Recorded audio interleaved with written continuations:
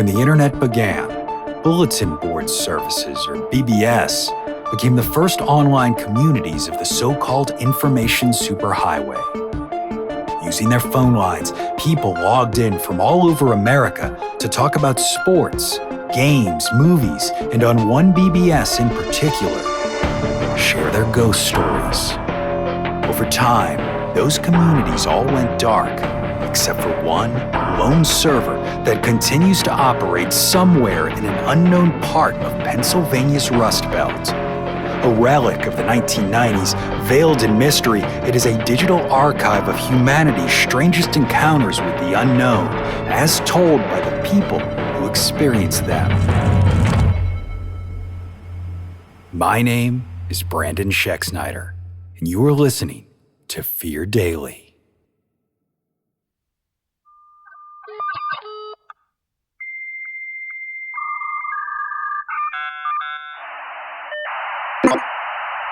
Subject: Night Terrors. User: 16S3. Posted March 21st, 1998.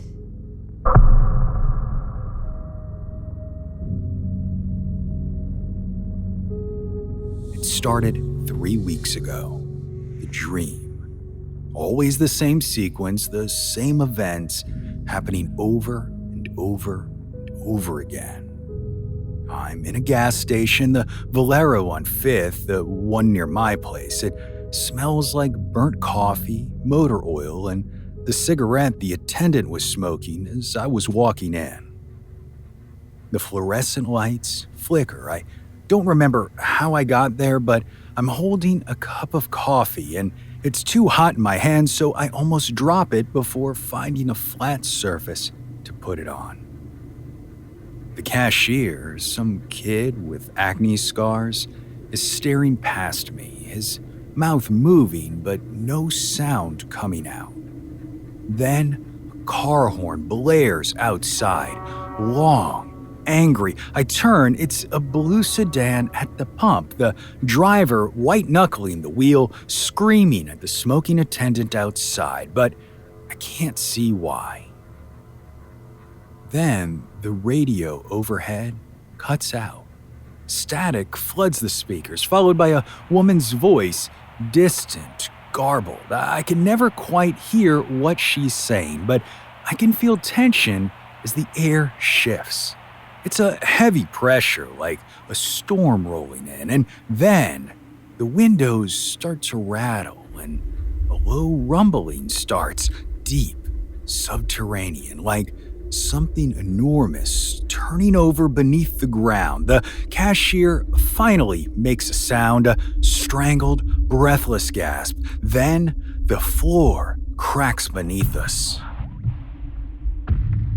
Through the windows, I watch as the gas pumps explode, a wave of fire swallowing the sedan, but that's only an iota of the mayhem as the street splits open and a chasm yawns wide and starts swallowing cars, streetlights, and people. Chaos ensues, but right before the fire reaches me, I wake up.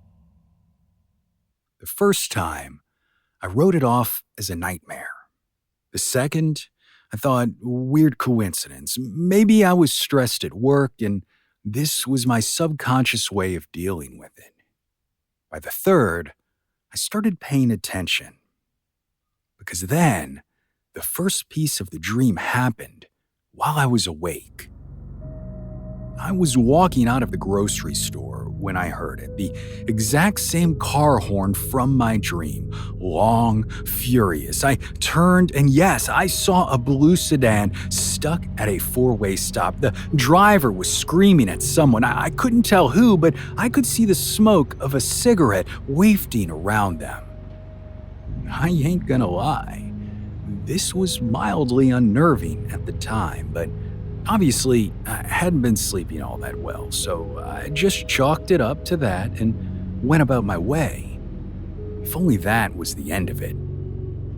Last night, my radio switched on in the middle of the night, static popping out of the speaker, scaring me to death. I instinctually tried to hit the snooze, thinking it was an alarm at first, but then in the middle of that interference, I swear I heard that woman's voice.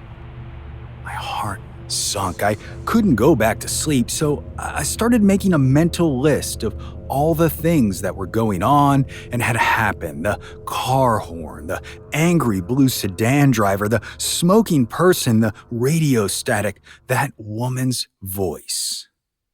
Shit. If this is really happening, what comes next is not good. Today, I've walked around in a haze of fatigue and fear. Something feels wrong, but I still had to go to work because, let's face it, my boss is not going to believe me. Well, it was then, as I was walking up to my office building, that I saw a crack in the pavement. It was small, but long, about 100 yards, passing through most of the parking lot, and it seemed to be vibrating. It isn't real, I told myself, and went about my day, but right as I got to the front door of my building, I heard a car honk at a couple of teens. A sedan. What the fuck? I don't go straight inside. I stand there staring at the sedan as it speeds off, the driver still yelling, his voice lost in the din of the city, but the pavement crack in front of me seems deeper than before, like a wound in the earth, its edges still trembling ever so slightly. Again, I tell myself it's nothing, a trick of the mind, but my gut tells me something else. The rest of the day is a blur. Meetings, emails, phone calls, white noise against the growing unease gnawing at the back of my skull.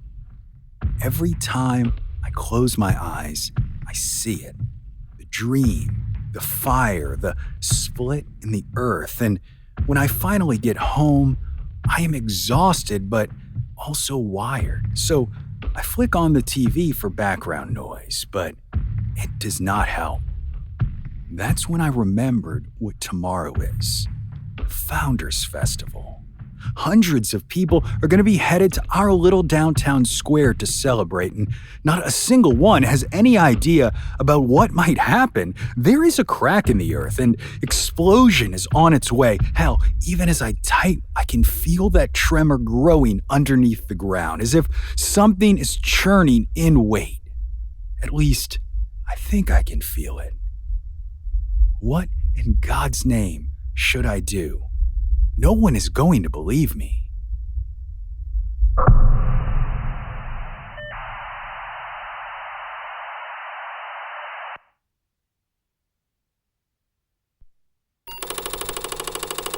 Subject: Meeting the Shadow Man. User: 12 Baso Point. Posted September 21st, 1995.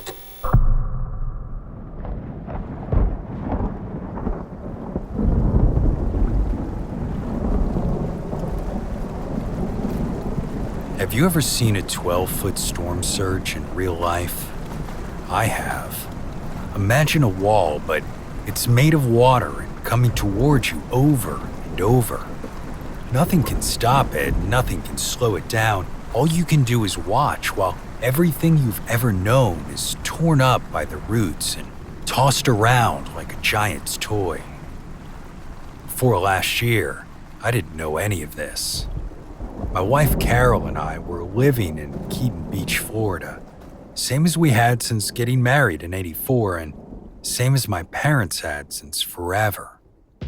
When the news started talking about the storm of the century, my dad just snorted and said it was going to blow north toward Georgia and the Carolinas, same as it always did. In his defense, the weatherman was saying the same thing, so I was inclined to listen. That was a mistake. The first surge smashed our home's drywall, exposing its 2x4 skeleton, and it was those same 2x4s we clung to as wave after wave of brackish water washed in. When night finally came, it was so cold we started dropping below the water because it was warmer than the air. Carol and I made it, but after the storm had passed and help had come, we found out my parents were not so lucky. Once we dealt with insurance and probate on my parents' estate, we picked up what few of our possessions had survived the storm and decamped to Houston to be closer to Carol's family. The first few weeks in Houston were chaotic because we didn't really have a solid place to land. Carol's parents let us stay in their basement while we shopped for a rental place, but they're not easy people to get along with, and so we ended up making a decision faster than we ordinarily would have. If we hadn't been rushed, I like to think that we'd have noticed something felt off in here. On the surface, the townhouse we moved into is lovely. It's a brand new 2-story building in Montrose, which is what you might call an up-and-coming neighborhood. It's nicer than it used to be by a lot, but people still give us a look when we tell them where we live. On our first night there, I assumed I felt weird because of the association with what Montrose used to be. Whatever it was, it kept me up, staring at the bedroom ceiling until 3 a.m. Just after 3, I gave up on trying to sleep and went downstairs for a glass of milk. On the first floor, there was a long hallway that led from the front door to the kitchen. As I was walking down the hallway, I felt a sudden urge to turn and look behind me. When I did, I was startled to see what looked like the shadow of a tall man moving down the hallway close behind me. I froze. As he moved down the hallway, he seemed to radiate a small aura of darkness around him, casting a shadow in all directions. That aura blotted out the light on the floor, the walls, and the ceiling in a murky circle around him as he moved toward me. Just as he reached where I was standing, he blinked out of existence. After he was gone, I stood there for a moment before checking every door in the house, all of which were locked. Then, I went back upstairs to bed and curled up next to Carol. I had no frame of reference for such an experience, and even now, after having had it a few times, I still don't. The next day, my uneasiness was as strong as ever, but I made the decision to keep the story to myself, and we started unpacking. The Rockets were in the NBA Finals the same month as we moved in, and when they finally won the title, Houston turned into one giant party. Usually Carol and I stay away from bars, but after everything we'd been through, we were looking for something to celebrate, and so we made our way over to Richmond Avenue. It was maybe 3 or 4 a.m. by the time we got home, relatively sober but pleasantly exhausted. Carol fell asleep on the couch, splayed out as to occupy the maximum surface area, so I started to schlep myself up the stairs to the bedroom.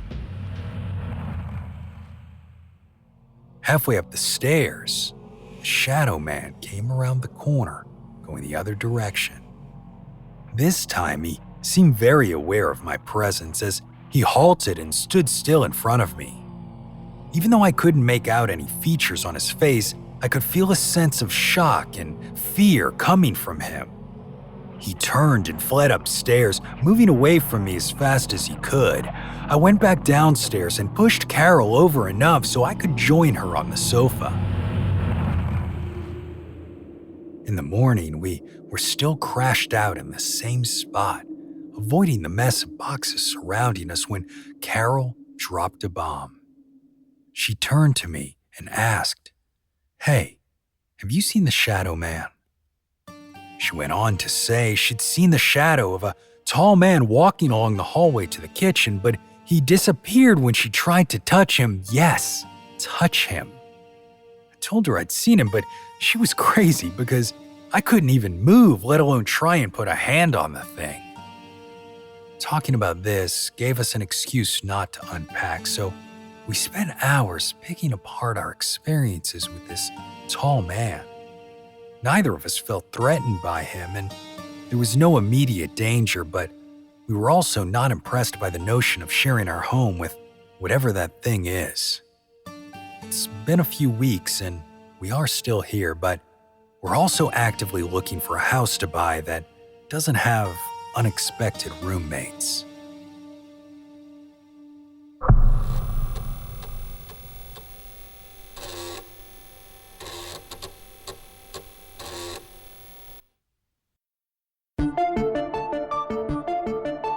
Fear Daily is an independent podcast hosted by Brandon Schexnayder and written by Brennan Storr, with Joanna Smith serving as the consulting editor, audio production by Rachel Boyd, and sound design by Southern Gothic Media. This podcast is a work of fiction. Names, characters, places, and incidents are either products of the author's imagination or are used fictitiously. Any resemblance to actual persons, living or dead, or to real events or locations, is entirely coincidental. Ad-free versions of Fear Daily are available now on your favorite podcast apps. For more information, visit feardaily.com. But move fast, before the server goes offline.